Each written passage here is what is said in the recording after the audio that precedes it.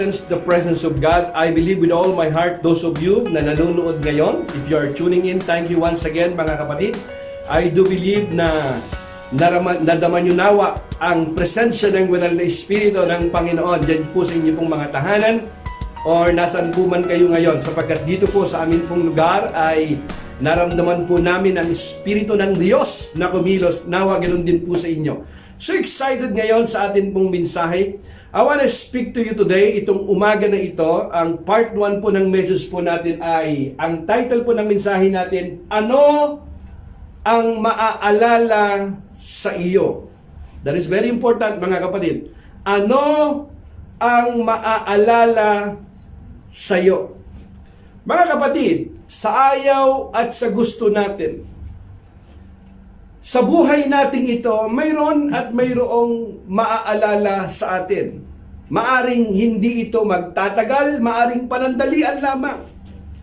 Pero kahit papaano, mayroon po tayong iiwan na alaala. Ano po ba ang bagay na maalala sa iyo kapag ikaw ay pumanaw na sa mundong ito? Makikilala ka ba bilang isang matapang? Makikilala ka ba bilang malakas ang loob? Makikilala ka ba bilang masayahin, malungkutin, mayabang, or mabait? Anong katangian ang maaalala sa iyo kapag ikaw ay nagpaalam na sa mundong ito? Mga kapatid, sa ayaw at sa gusto po natin, ang buhay po natin dito ay tayo po'y tilabaga naglalakbay lamang. Pagdating ng panahon, ang lakbayin natin sa mundong ito ay matatapos din. Ano ba ang maaalala sa iyo pagdating ng panahon? Sabi po ng Biblia mga kapatid, in Proverbs chapter 13 verse 22, a good man leaves an inheritance for his children's children. Notice the word, children's children. A good man. You can say that a good woman. A good man leaves an inheritance for his children's children. Not just children, but children's children. Generation. Kaapu-apuhan. Anong inheritance ang iiwan mo sa iyong mga anak at sa iyong mga apo? When we speak about inheritance, ang unang papasok po sa atin pong isipan ay kayamanan, ginto, pera, or ari-arian. But you know what, mga kapatid, when you speak about blessings in the Bible, blessing is not only about finances. It's not only about money. You can have all the money in the world, and yet you are not blessed. You can have a lot of golds and houses, and yet you are not blessed. Because blessings means is not only about money. Blessings means is the result of your life.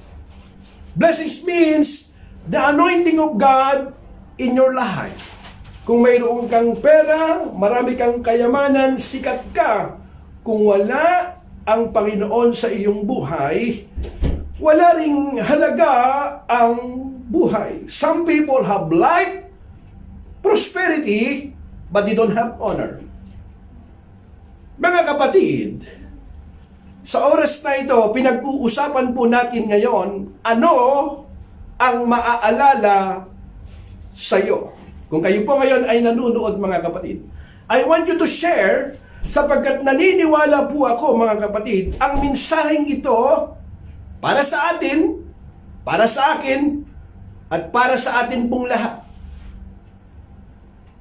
Kaya po mga kapatid, if you are tuning in ngayon, this is not an accident or coincidence. This is the divine appointment ng Panginoon upang marinig mo ang mensahe na gustong iparating ng Diyos sa atin ngayon. The Bible says, a good man leaves an inheritance for his children's children. A good man. Let us pray. Father, we thank you that your word, they are light and spirit. Speak to your people today. As I'm going to preach your word today, O God, give me honest conviction and clear speech, O God. Anoint me to preach. And thank you that your anointing is flowing right now to bring glory to your name alone. In Jesus' name. Amen. Amen. Hallelujah. A good man leaves an inheritance for his children's children. Kung ikaw ay walang iiwan pagpanaw mo sa mundong ito, nakakalungkot. Sapagkat ibig sabihin lamang ay wala kang pinaghahandaan. Wala kang ambisyon, wala kang purpose, walang layunin ang buhay. Ano nga ba ang iyong iiwan pagpanaw mo sa mundong ito? Alam niyo mga kapatid, kapag ka-inheritance ang pinag-uusapan, alam mo kahit sa atin pong mga OFW, I'm speak about bilang isang OFW, 18 years na po rito at still counting, glory to God. When we speak about inheritance, marami kang makikita sa mga social media. Lahat, laging may nag-o-offer sa iyo ng mga investment, ng mga klase, ng pag-iipon, lahat upang sa ating mga kinabukasan, para sa ating mga iiwan. Masasabi kong wala namang masama. Mabuti nga yun at pinaghahandaan. In fact, hindi naman against ang Panginoon sa pagyaman. In fact, even the Bible says, money is not evil. It's not evil, money. The love of money is the root of all evil. Malaki po ang kaibahan nun. Kaya lang mga kapatid, kapag pinag-uusapan na po natin ang inheritance, marami po ang nag-uukol ng panahon, pinag-uukulan nila ng lubusan ng kanilang oras dahil sa inheritance, sa blessing na pwede nilang maimpok at maipamana sa kanilang mga iiwan upang sa ganon sila ay magkaroon ng buhay na masaya kapag sila po'y nagkaroon po ng pera. Pero mga kapatid, mga ngailan-ilan lamang kapag ang pinag-uusapan na ay spiritual blessing. Kukunti lamang ang nag-uukol ng panahon. Kapag ako po ay nagturo po sa inyo rito ng how to become a millionaire, 5 things you should do, and promising you of sure investment na mga tutubuin, in within 1 hour, maybe thousands upon thousands ang nakatune in ngayon. But because I'm speaking about inheritance, about spiritual inheritance, because I'm speaking about eternity, about eternal life, kukunti lamang ngayon. Sapagkat nabubuhay tayo sa mundong ito na kung saan ang pananaw po ng maraming tao ay nakatingin lamang sa mga bagay na pansamantala na tila baga mabubuhay sila ng eternity. But my question is, do you really believe that there is life after death? If you believe that there is life after death, paano mo pinaghahandaan? Anong paghahanda ang iyong ginagawa? Mga kapatid, legacy, alam mo mga kapatid, yung legacy na maiiwan natin is very important. In fact, even your reputation is what you have when you come to a new community. Alam mo, iningatan ng mga tao yung kanilang reputation. Your legacy is what you leave behind when you go. You see that? Reputation is very important. Your reputation is what you have when you come to new community. Your legacy is what you leave behind when you go. Think about yung legacy. A reputation is made in a moment. Pwedeng masira nga ang iyong reputasyon sa isang post lang sa Facebook, sa isang balita lamang. Pero yung mga tao, iniingatan po nila yan. Mabuti naman po yan. A legacy is built in a lifetime. Pero yung legacy ay higit na mas mahalaga because built in a lifetime. Wala ka na sa mundong ibabaw na ito, naaalala ka pa rin nila. Hallelujah. Oh, hallelujah. Purihin ang Panginoon. The reality is that every life leaves a legacy. Every life leaves a legacy. That is not an option. Whether you like it or not, that is not an option. Every life leaves a legacy. That is not an option. Whether you like it or not, mayroon at mayroong maaalala sa iyo, mayroong kang iiwan. The question is, what type of legacy do you want to leave? Ano ba ang gusto mo na iiwan mo na maaalala sa iyo? However, you frame that question. The truth is that right now, you are working on the legacy you are going to live right now. Whatever decisions that you made right now will be the result of your future. Sa iyong hinaharap, sa iyong kinabukasan, anumang desisyon na ginagawa mo ngayon, yan ay nakasalalay sa mga bagay na atin pong iiwan. Ngayon mga kapatid, ang tanong po ay, anong buhay ang atin pong ipinamumuhay ngayon? Ano kung titingnan po natin at susuriin po natin ang ating buhay ngayon, masasabi ba natin na yung atin pong legacy, yung bagay na maaalala sa atin, ay isang bagay na nagbibigay ng kaluguran sa Panginoon?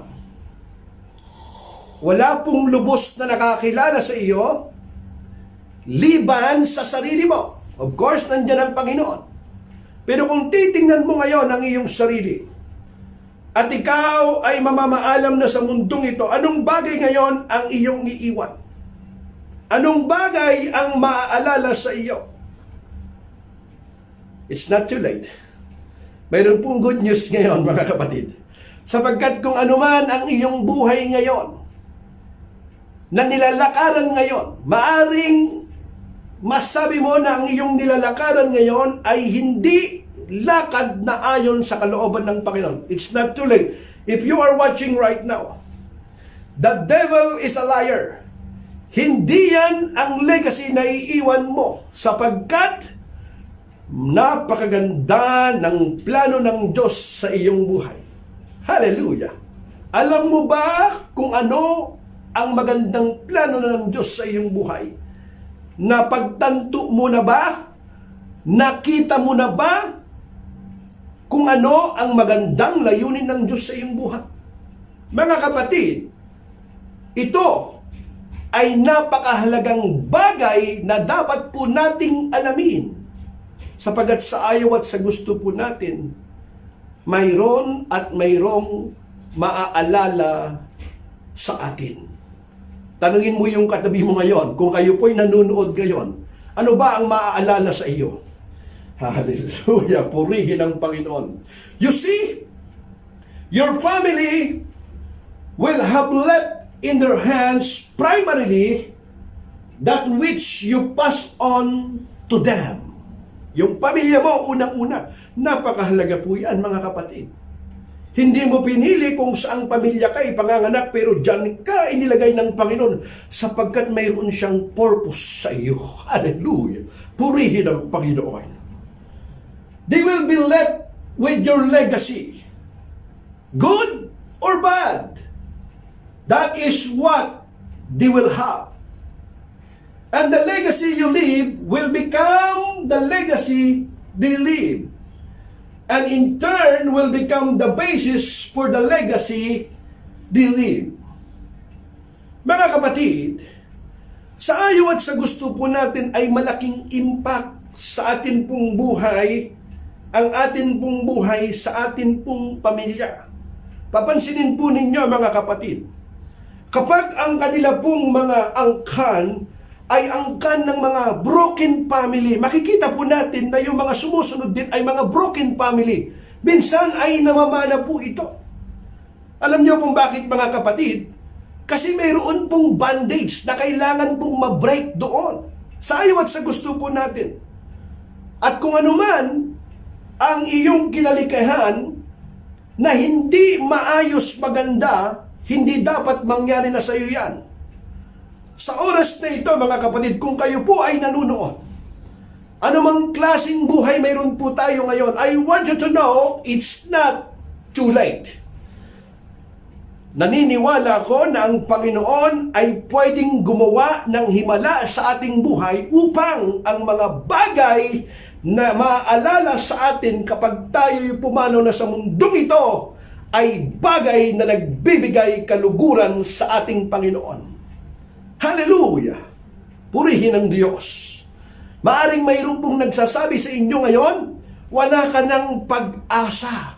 Hanggang ganyan ka na lang ang buhay mo, dyan ka na lang. The devil is a liar. God has the final say. When God says it's not over, it's not over. Hindi pa tapos ang Diyos sa iyo. Hallelujah. Sabihin mo ngayon, hindi pa tapos ang Diyos sa akin. Hallelujah. Kung kayo po ay nanonood ngayon, type niyo po yan mga kapatid. Ngayon, titingnan po natin ito. Meron po tayong kwento na titingnan po ngayon sa Bible. Sa lumang tipan na kilalang kilala po natin. Sa po siyang hari. Warriors.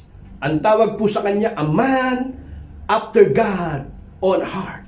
Pero kahit gaano ka God's own heart, kahit gaano ka kalakas, kahit gaano ka katabang, pagdating ng panahon, ikaw ay tatanda, manghihina ka. At ito po ang kwento ni Haring David. Tingnan po natin.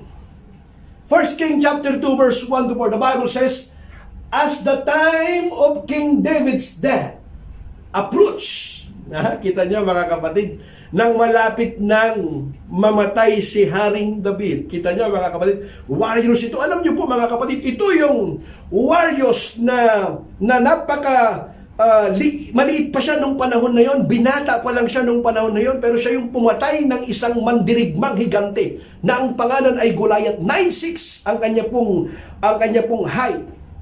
Ginilitan niya ng liig. Alam niyo po ba mga kapatid, matabang ito. Itong si Haring David, warriors. Warrior ito.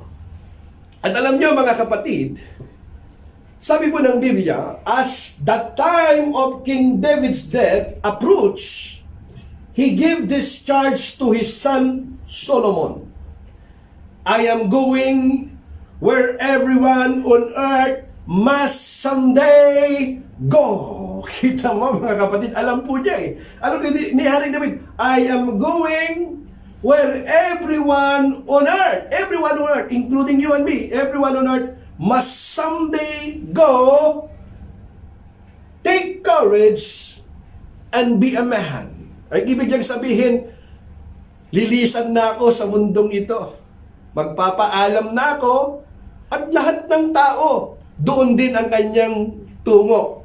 Kaya ang sabi niya sa kanyang anak na si Solomon, sabi niya, take courage and be a man. Hallelujah. I like the word, be a man. Hallelujah. Alam mo kung bakit mga kapatid? Marami kasing mga tinatawag kasing mga yung mga duwag. Alam mo yung salitang duwag, yung coward.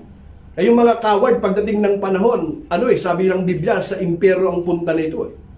Alam niyo mga kapatid, alam mo yung duwag ay hindi lang yung tapang, kasi na alam natin hindi lang yung matapang ka na kaya mong labanan, yung lagi kang nakikipag-away. Hindi po ganoon ang tapang po sa Biblia.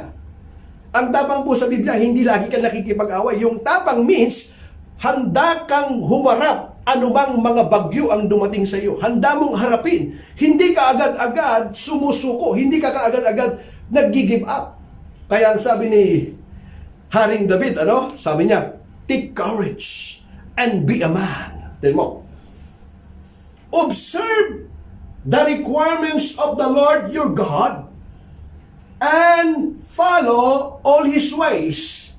Keep the decrees, commands, regulations, and laws written in the law of Moses, so that, kita nyo, you will be successful in all you do and wherever you go. Hindi niya sinabing, Solomon, my son, ito yung aking mga ginto, ito yung mga business na pwede mong itatayo, ito yung mga kakausapin mo upang lalo ka pang yumaman. No.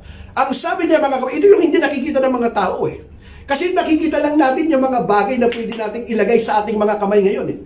Pero si Haring David, mga kapatid, ang tinitingnan po niya ay yung mga bagay na hindi lamang pansamantala. Yung mga bagay na pang-eternity. Yung mga pang-eternal. Kaya ang sabi niya, so that you will be successful in all you do. Hindi siya namin para ikaw ay mapunta sa langit. No, hindi lamang yon.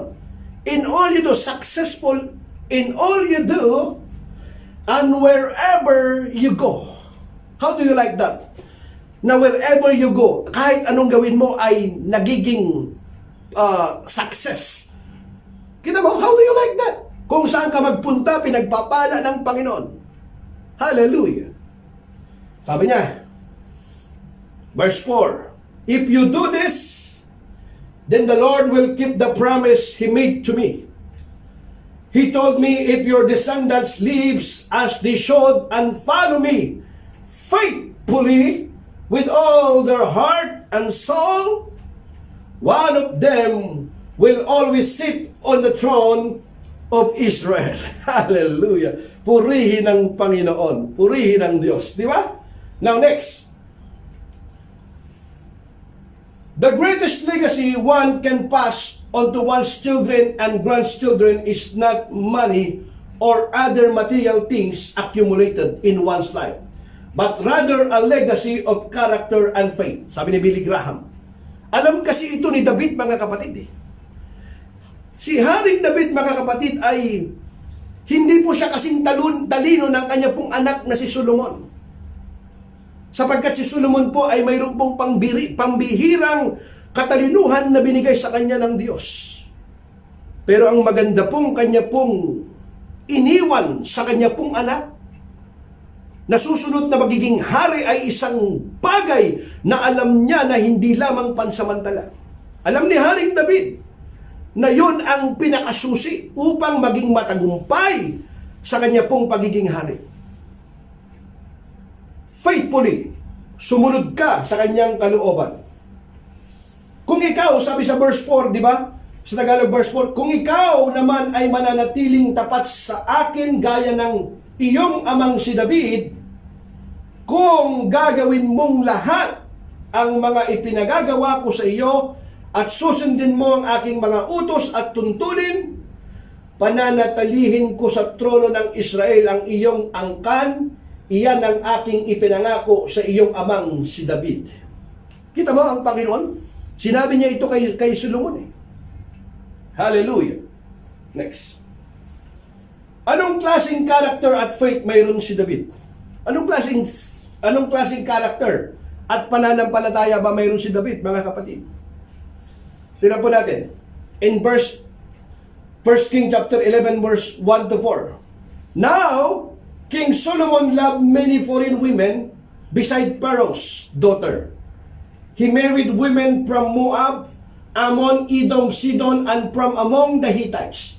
The Lord had clearly instructed the people of Israel, you must not marry them because they will turn your hearts to their gods. Yet Solomon insisted on loving them anyway. Mga kapatid, kung titingnan po natin, nakita po ni Solomon ang buhay po ng kanya pong ama. Nakita po niya yon. Kung gaano po siya katapang ang kanyang amang si David. Kung paano po sumunod ang kanya pong ama na sa Panginoon. Bagamat hindi po siya perpekto sapagkat nagkasala siya, we know that. Nagkasala siya sa kanya pong sundalo, magiting niyang sundalo, na kinuha niya yung si Bathsheba. At hindi lamang yun, mga kapatid, ipinapatay pa niya yung asawa ni Bathsheba. Kaya si David, mga kapatid, ay hindi po siya perpekto.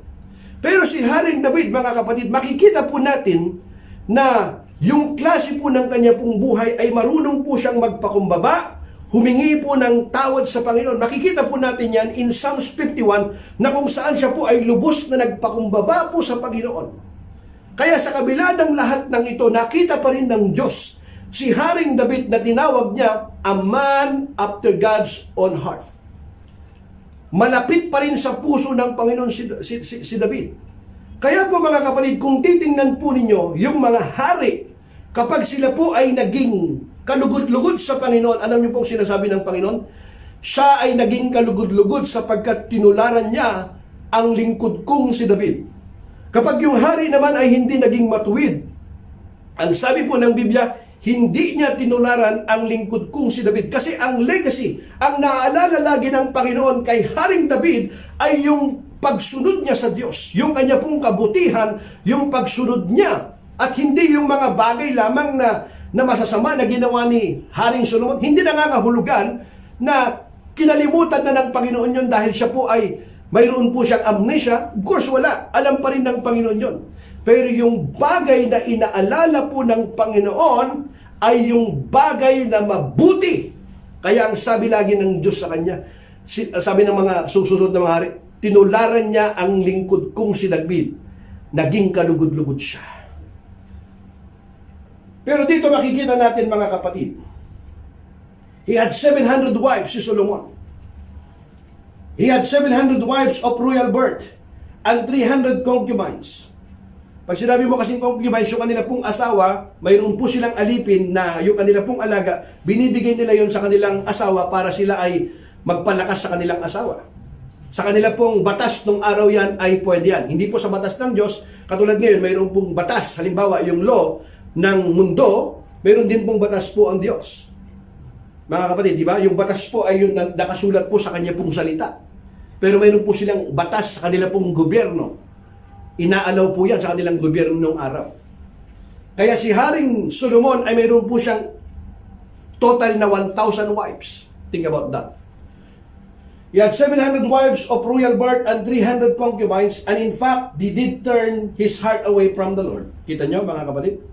Ang nangyari, in Solomon's old age, he turned his heart to worship other gods instead of being completely faithful to the Lord, his God, as his father David had been. Kita nyo, mga kapatid? Sa verse 4 sa Tagalog, nang matanda na si Solomon, matanda na siya nahikayat siya ng mga ito na sumamba sa kanilang mga Diyos-Diyosan, hindi siya nanatiling tapat kay Yahweh. Hindi niya, pakinggan nyo, sinundan ang halimbawa ni David na kanyang ama. Kita nyo, mga kapatid? Bakit? Nag-asawa siya ng marami. Nag-compromise siya na hindi pinagbabawal po ng Diyos. So anong nangyari? Ito yung libo-libong sinulat na mga proverbs at libo-libong mga awitin na nilikha ni Haring Solomon. Ganun po siya napakatalino. Na kung saan yung mga hari sa ibang bansa, mga prinsesa, they traveled, na bumabiyahe sila para marinig yung wisdom ni Solomon. Ganun po siya katalino, mga kapatid. Pero nung matanda na siya, of course, matanda na siya, yung kanya pong mga asawa na mga hindi sumasamba sa tunay na Diyos, hinikayat siya. Pati siya nakisamba na rin. Ginawa niya ng mga altar. Kita niyo po ang nangyari? Kita niyo ang nangyari kay Haring Solomon. Na bagamat nangusap sa kanya ang Panginoon sa panaginip 2 beses, pero hindi po niya sinunod ang Panginoon. Kaya alam niyo po ba ang nangyari, mga kapatid? Yung kanya pong kingdom, nahati yun Isa lang ang natira sa kanya Yung 10 kinuha. Pero dahil alang-alang sa kanya pong amang si David, iniwan po ng Panginoon yun. Hindi dahil na lamang kay Solomon, Dahil doon sa pakikipagtipan ng Diyos sa kanyang amang si David. Kita nyo, mga kapatid, that is very powerful. Yung buhay na ipinamuhay ni Haring David. Kaya ang sabi niya, Solomon worshiped Ashtoreth, the goddess of the Sidonians, and Molech, that this is the detestable god of the Ammonites. In this way, Solomon did what was evil in the Lord's sight. He refused to follow the Lord completely as his father David had done. On the Mount of Olives, east of Jerusalem, he even built a pagan shrine for Chemos, the detestable god. Pasipan mo yung karumal-dumay, the detestable god of Moab, and another for Molech, the detestable god of the Ammonites. Solomon built such shrines for all his foreign wives to use for burning incense and sacrificing to their gods. Ang mga Diyos-Diyosan na mga ito, yung mga naghahandog, isinusunog yung kanilang mga anak na panganay. Ganito po kasama yung mga Diyos-Diyosan nilang itong ito. On the Mount of Olives, di ba? Next. The Lord was very angry with Solomon, for his heart had turned away from the Lord, the God of Israel, who had appeared to him twice. Yan sinasabi ko Appeared to him twice. He had warned Solomon specifically about worshiping other gods. But Solomon did not listen to the Lord's command. Did not listen. Bakit? Pinakinggan niya kasi yung kanyang mga asawa. Ano ba yung asawa niya? Hinikayat siya na sumamba sa sa mga Diyos-Diyusan. So now the Lord said to him, since you have not kept my covenant and have disobeyed my decrees, tingnan nyo, I will surely tear the kingdom away from you and give it to one of your servants. Kita mo? Yung kanyang kingdom, ibibigay na sa kanyang alipin ngayon. Yung kanyang kaharian. Naging palalo ka, naging proud ka. But for the sake of your father David, listen to this, I will not do this while you are still alive. I will take the kingdom away from your son. Kita mo? Kaya yung sumunod na anak ni Haring Solomon, hindi naging kalugod-lugod sa Panginoon Naging masama sa paningin ng Panginoon. Pero alang-alang, and even so, I will not take away the entire kingdom. I will let him be king of one tribe for the sake of my servant David and for the sake of Jerusalem, my chosen city. Pansinin po ninyong saling, for the sake of my servant David, my servant David. Hindi naman perfecto si David. Pero alam kasi ng Panginoon yung laman ng puso ni David, mga kapatid Kaya yung isang tribe, kasi alam po natin there are 12 tribes of Israel, may 12 tribes po yan. Si Solomon po ang naghahari po doon sa 12 tribes na yan. Ang nangyari, mga kapatid, isa na lamang natira sa kanya In fact, buti na lang sumama yung Benjamites, kaya yung 10 kinuha ng kanyang alipin. Simula noon, nahati na yung kingdom na yon. Naging consequence po yun, mga kapatid. Yun ang maaalala sa kanya Kita nyo, mga kapatid, bagamat si Solomon, mga kapatid, makikita po natin, nagsulat po siya ng Proverbs, Ecclesiastes, tsaka yung Song of Songs. Siya po nagsulat po yan, mga kapatid. Di ba? Now, King Solomon was greatly used by God in many ways. Of course, in many ways. Ano po yan, mga kapatid? He received wisdom and riches from God. He built a beautiful temple because God chose him for that, and God's presence later dwelt there. Siya ang pinili Gusto ni Haring David na tayuan ng magandang templo ang Panginoon, pero hindi pumayag ang Diyos Sabi niya, marami kang mga digmaan na mga labanan na pinuntahan. Yung kamay mo, sabi niya, ay puno ng mga dugo. Hindi ikaw magtatayo. Ihanda mo lang para yung anak mong si Solomon. Isipin mo, mga kapatid yun. At Solomon's dedications of the temple in 1 Kings chapter 8 is a humble filled occasions marked by thousands of sacrifices and a prayer overflowing with faith and praise. Hallelujah! Diba? God used Solomon to write 3 books of the Bible, Proverbs, Song of Solomon, and Ecclesiastes. Nang idinedicate po yung temple, nag-pray po si Solomon na talagang punong-puno po ng pasasalamat at pagpupuri sa Panginoon. Isipin mo, libo-libo, daang-daang libong mga hayop, at for 7 days, araw-araw nagsiselebrate po sila noong matapos pong ipagawa po ang templo sapagkat napakaganda. At libo-libong mga isinacrifice po nila. At yung mga priest doon sa temple, hindi sila makapasok, makapag-worship, maituloy po nilang gawain nila kasi napuno ng glory, Shekinah glory ng Panginoon yung templo na yon. At hanggang ngayon, mga kapatid, yung mga sumusunod-sunod sa kanila, hindi malimot-limot yung templo na pinagawa ni Solomon. Yung kabutihan na yon na ginawa po niya. Kaya ngayon, mga kapatid, God said concerning Solomon, I have chosen him to be my son, and I will be his father. So ang tanong ngayon, mga kapatid, si Solomon ba ay nagsisi sa bandang huli? Makikita natin, mga kapatid, on the other hand, King Solomon also sinned greatly against the Lord. Sadly, he married pagan wives, built pagan altars for them, and even participated in pagan worship himself. The only reason God did not immediately take the kingdom from Solomon was that God wanted to keep his covenant with David, sa kanya pong ama. The book of Ecclesiastes is a dark study on a life lived apart from God. Makikita po natin yan. Solomon looks back over his wasted years and finds no joy in them. Only futility, vanity, and a chasing after the wind. Sabi niya sa Ecclesiastes chapter 1 verse 14. Kita nyo, yung punong-puno ng wisdom sa bandang huli, noong hindi na siya sumusunod sa kalooban ng Panginoon, confused na siya. Napakatalinong tao, nagiging confused na siya. Alam mo ang sabi niya, mga kapatid, tinan nyo. Ecclesiastes chapter 1 verse 2 to 3. So, tinan mo ha, ito yung taong matalino. Pero nung hindi na siya sumusunod sa kalooban ng Panginoon, wala. Nawindang-windang na yung kanya. Kaya ang sabi niya, everything is meaningless. Everything is meaningless, says the teacher. Completely meaningless. What do people get for all their hard work under the sun? Napakawalang kabuluhan, sabi niya. Napakawalang kabuluhan. Lahat ay walang kabuluhan, sabi ng mga ngaral. Wala daw kabuluhan. Tignan nyo. Ecclesiastes chapter 2, verse, I said to myself, come on, let's try pleasure. Let's look for the good things in life. But I found that this too was meaningless. So I said, laughter is silly.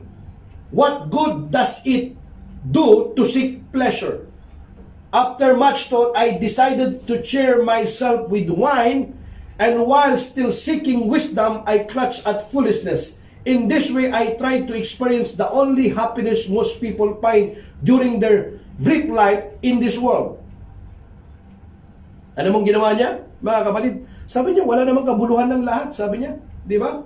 Subukan mo kung ano ang kahulugan ng kaligayahan, magpakasaya ka, subalit ito man ay walang kabuluhan. Ang halakhak ay ipinalalagay kong kahangalan at ang kaligayahan ay walang kabuluhan. Sa pagnanasa kong makamit ang karunungan, ipinasya kong magpakalasing. Sa alak, sa loob-loob ko'y ito na ang pinakamainam na dapat gawin ng tao sa maikling panahong ilalagi niya sa mundong ito. Yun, kita mo? Yun sa panahon, yun na, wala na confused na, wala na siya. Hindi na siya sumusunod sa kalooban kasi ng Panginoon eh. But, he had learned his lesson. Hallelujah. Purihan ng Panginoon. But he had learned his lesson. Siguro naalala niya, mga kapatid, nung matanda na yung kanyang amang si David, yung sinabi sa kanya ng kanyang amang si David, kasi matanda na rin si Solomon dito, yung time nito, matanda na rin siya. Alam mo sabi niya, mga kapatid? Ecclesiastes chapter 12, verse 13 to 14. Ito na yung pinakadulo ng Ecclesiastes. That's the whole story. Means, ito yung conclusion, sabi niya. That's the whole story. Here now is my final conclusion. Kita mo? Final conclusion na. Here now is my final conclusion. Kita mo yung final conclusion niya, mga kapatid. Fear God. Hallelujah. Fear God and obey His commands.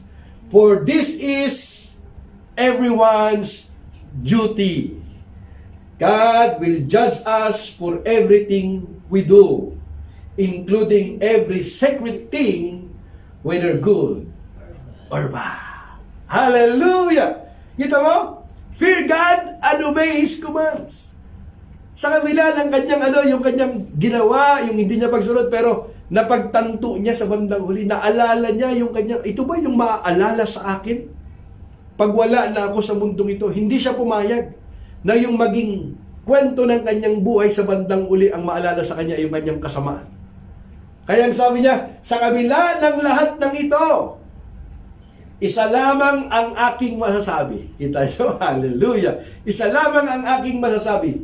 Matakot ka sa Diyos. Purihin ang Panginoon. Matakot ka sa Diyos at sundin mo ang kanyang mga utos. Ito yung nagsabi, sabi niya, walang kabuluhan, meaningless, pero sa bandang huli, kapatid, napagtanto niya, na-realize niya, na hindi pala yon ang calling ng Diyos sa kanyang buhay. Hallelujah. Naalala niya yung kabutihan ng Diyos sa kanya. Naalala niya yung pangaral ng kanyang amang si David. Kaya ang sabi niya, sa kabila ng lahat ng ito, isa lamang ang masasabi ko. Isa lamang ang aking masasabi. Matakot ka sa Diyos at sundin mo ang kanyang mga utos. Sapagkat ito, kita nyo, ang buong katungkulan ng tao. Hallelujah. The whole duty of man, obey the Lord. Fear the Lord and obey His commands.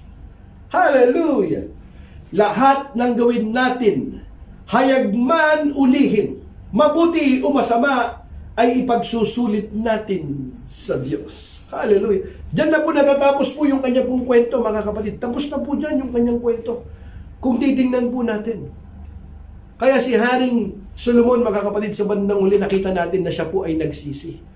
Sapagkat alam po niya na yung legacy, yung bagay na maaalala sa kanya, pag panaw niya, ay hindi yung bagay na masama.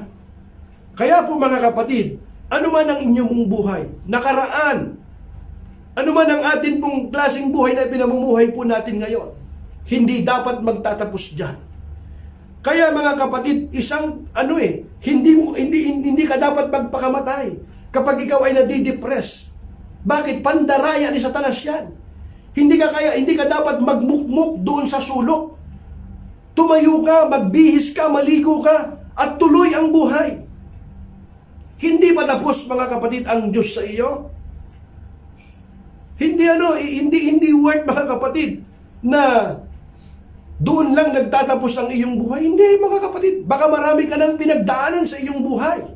Marami ng mga pagsubok ang pinagdaanan mo. Hindi ito yung tamang panahon para ikaw ay sumuko. Amen? Katulad ng sabi ni David, take courage and be a man.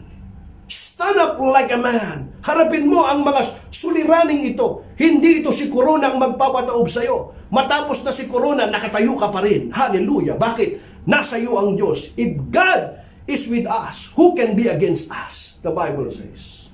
Hallelujah. Purihin ang Panginoon. Makikita po natin yon, mga kapatid.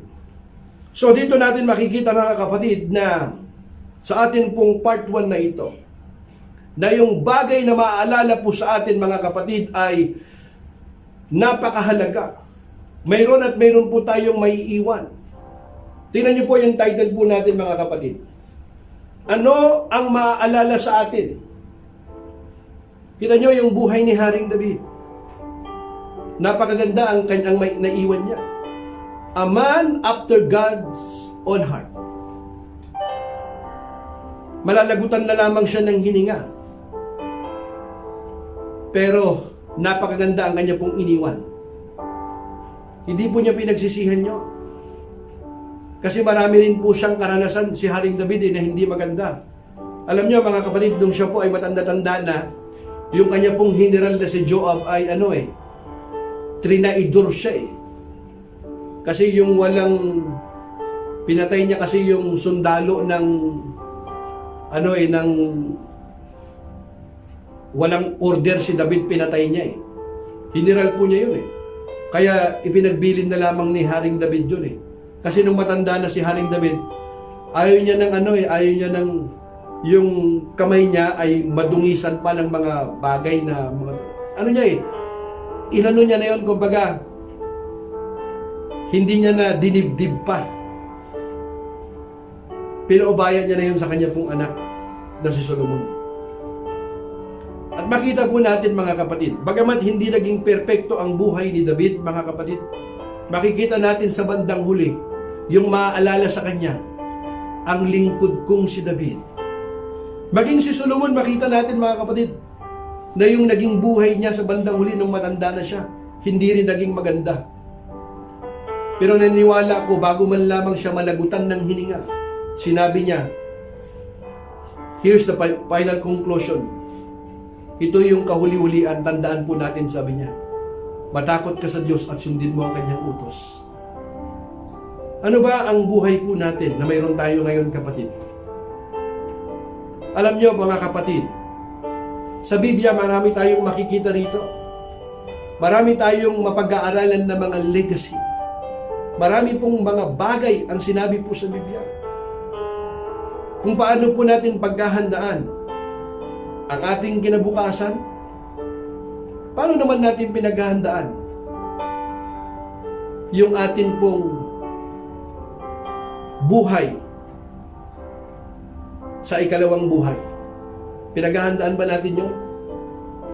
Pinagsusumikapan ba natin yung spiritual na bagay? O parang ng mga bagay lamang dito sa mundong ito? Anong gusto mong maalala sa iyo pag wala ka na sa mundong ito? Kung ikaw ay dadalhin na sa sementeryo pagdating ng panahon, anong gusto mong isulat sa iyong lapida? Gusto mo ba, kung bibigyan ka ng pagkakataon, anong gusto mong isulat doon sa iyong lapida? Tulad ng iba yung rest in peace, na maalam na? Kung bibigyan ka ng pagkakataon, ano ang gusto mong isulat sa iyong lapida? Siguro kung mamimiliin po ako, mga kapatid, kung mayroon akong pagkakataon, siguro ang gusto kong isulat sa aking lapida siguro yung salitang, to live is Christ, to die is gain.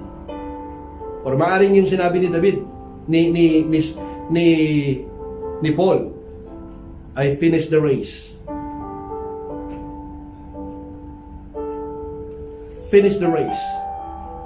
Natapos ko na yung takbuhan.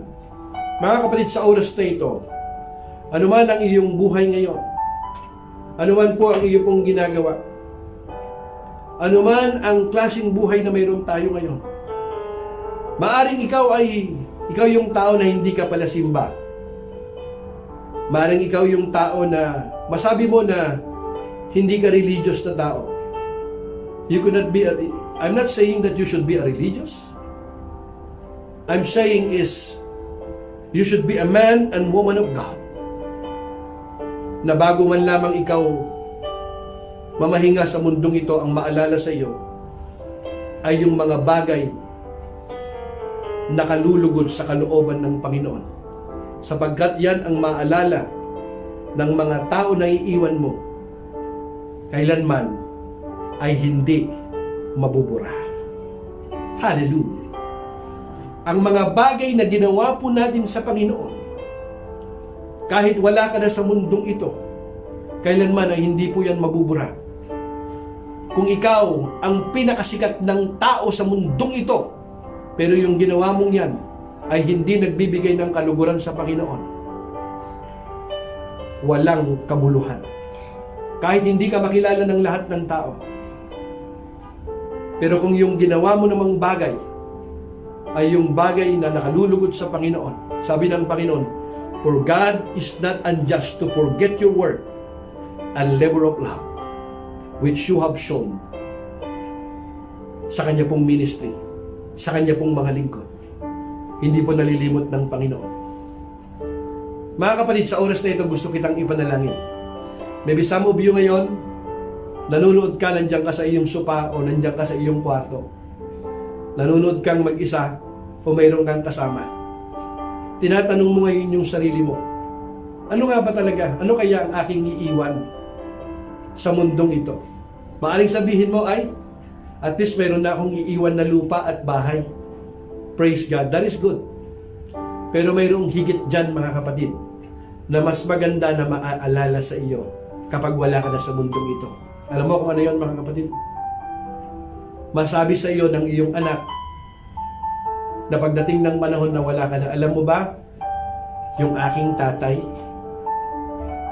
Bago siya pumanaw, naalala ko, siya ay naging matapat sa aming nanay.